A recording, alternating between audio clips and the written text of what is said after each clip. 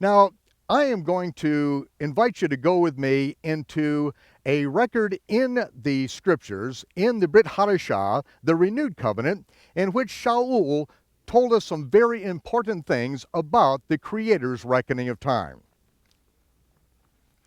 In 1 Thessalonians, we are going to read in the 5th chapter a very important scripture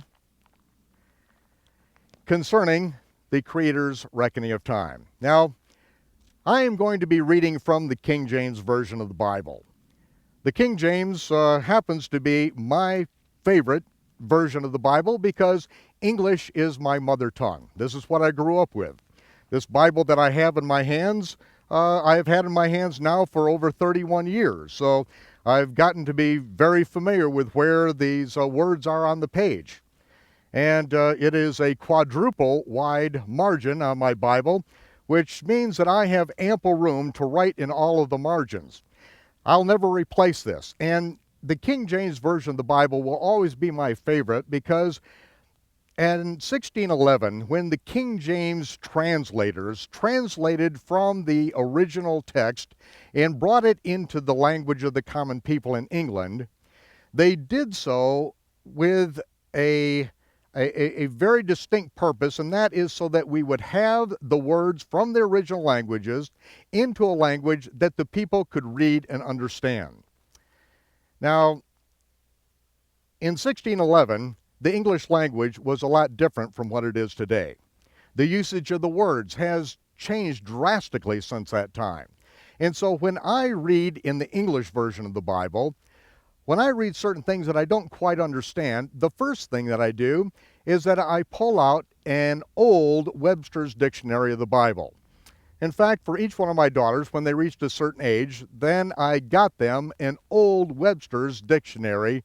And the reason why I got them in Webster's Dictionary is because Noah Webster was a serious Bible student. Now, many of us recognize Noah Webster as the man, the scholar in America, who standardized the spelling of the English language.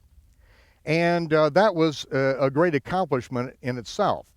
But I was in Noah Webster's home, which is now in Greenfield Village in Detroit, and there, under a case, is the handwritten translation that Noah did from the ancient Hebrew and the ancient Greek into the English language.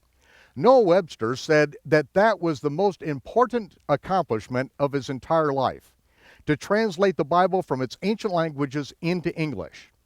Now, why that is important for us today is that of all the accomplishments of Noah Webster, he said that that was the most important accomplishment. It's because in Webster's dictionary, he uses the English language and he also gives the definitions that fit with the ancient Hebrew and the ancient Greek. My particular favorite version of Webster's Dictionary is the 1825 edition, the International Edition, which already assumes that you understand the Greek language. That's a good place to start. And when I read the English scriptures, I need to have an old Webster's Dictionary. Now, when we don't quite understand what is written because of the English being archaic and sometimes we see things that don't quite fit, then the King James Version allows me to go back to the original languages very quickly because most of the research in the Western world, biblical research, has been done using the King James English version of the Bible, so then it goes back to the original languages. So when we see something that does not quite fit, either in our modern usage of the English language or because it just doesn't fit with the context, then we can take a step back into the ancient languages, and it's done very simply. And there are a few things that I appreciate that modern English doesn't have. Ye in Old English is the plural of you.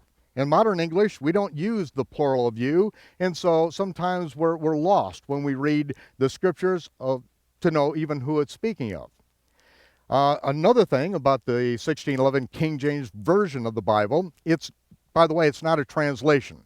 The translators made a word-by-word translation of the original languages, and then they worked to produce a version. Now, a version is when they take that translation and then form it into the proper grammar and syntax in the language in which it is speaking. I like working with translations, but it takes sometimes hours to read just a simple chapter. But in the King James Version, we are given something that's very easy in English to read. Now, in 1630, the Bible scholars in England asked the King James Version people to do something very special. Whenever the King James Version translators added words into the Bible in order to try to make it make sense in the English language, they did not denote any time that they made an addition, added a word.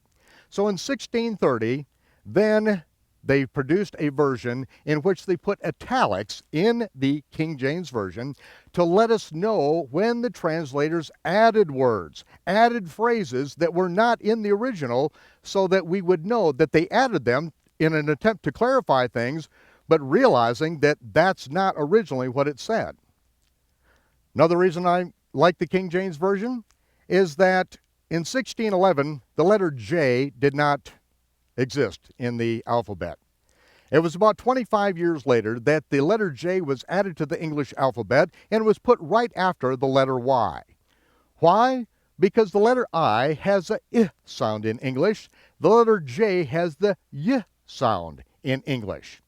And even today, over in Europe, you don't speak of Mr. Jorgensen, it is Mr. Jorgensen, even though it's spelled with a J. When you go to Yugoslavia or go to Europe, you see that Yugoslavia is spelled with a capital J. It is the Y sound. And since there is no J sound in the Hebrew language, every time you come to the letter J in the King James Version of the Bible, when you pronounce it properly as the letter Y or Y, then you are going to be very close to the original. Such as Joshua. It's not Joshua, it is Yahshua, which is the shortened version of Yehoshua, which is Yahweh is our salvation. So anytime you see the letter J in your King James Version of the Bible, pronounce it as a Y, and you'll be very close. There are many, many things in this version of the Bible that I appreciate, but most of it is that I've had the same Bible for now over 30 years, and if there are things that needed to be studied and worked on, most likely I already have them in the margins of my scriptures, because I have had questions about the Bible as I began reading it as a young student, 17 years of age, and seriously studying the scriptures that I would pray for the answer to. Sometimes it would take decades for me to get the answer. Sometimes I had to go for 20 years to unlearn things that I'd been taught as a youth, and to see a different picture develop in the scripture to where finally I understood the answer. Judith Rood and Michael Rood Ministries presents the Lydia Project World Outreach. The hope of Messianic followers in Israel. Discriminated for their belief in Messiah Yeshua, Messianic Jewish and Sudanese widows and orphans receive no help from the Orthodox and government charities. It's up to you.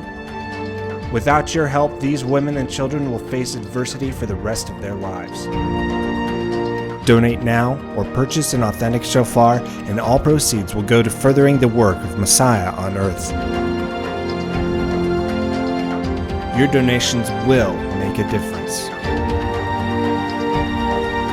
If you don't help them, who will? The Lydia Project World Outreach. Call or go online now and start making the difference today.